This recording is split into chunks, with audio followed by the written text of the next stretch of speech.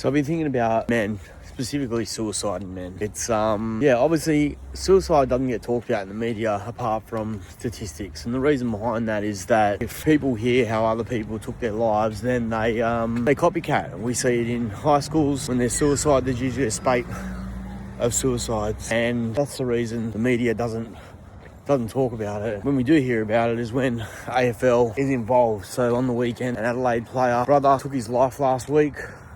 The police said it was a non-suspicious death, so they don't want to say suicide because anyway, it's young father. It's a tragedy, and that's one of 3,000.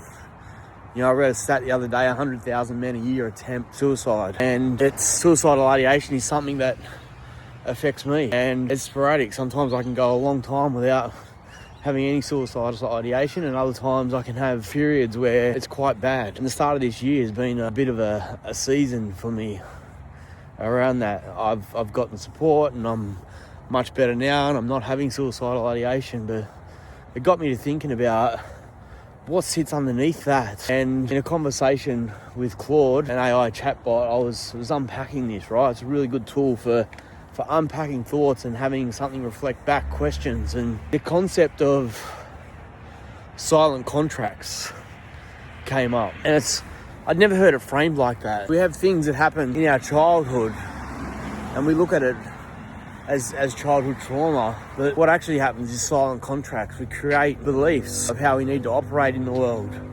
and those beliefs can lead us to suicidal ideation. So if we need to be a people pleaser, or we want to put ourselves in a place where we aren't harmed, then we create mechanisms that help us support that. I grew up in an environment that was not safe, and I spent a lot of time trying to be perfect in order to be safe.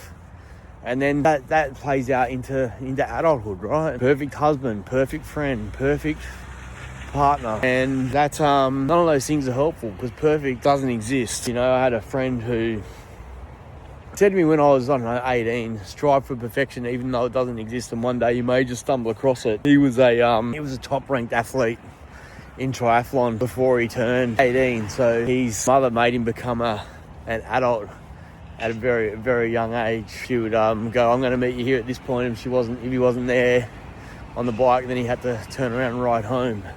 So he created his own mechanisms around that, right? And there's hundreds of examples, but I guess I don't want to go on for too long about this, but I think, what are your silent contracts? If you were to sit and reflect, what are the things that are not serving you in a healthy way? And what are the exit strategies to let go of that? You know, are you going to a men's group? Are you talking to a psychologist? Are you having curiosity conversations with AI? There's lots of different things that you can do, right? So what is the thing that works for you?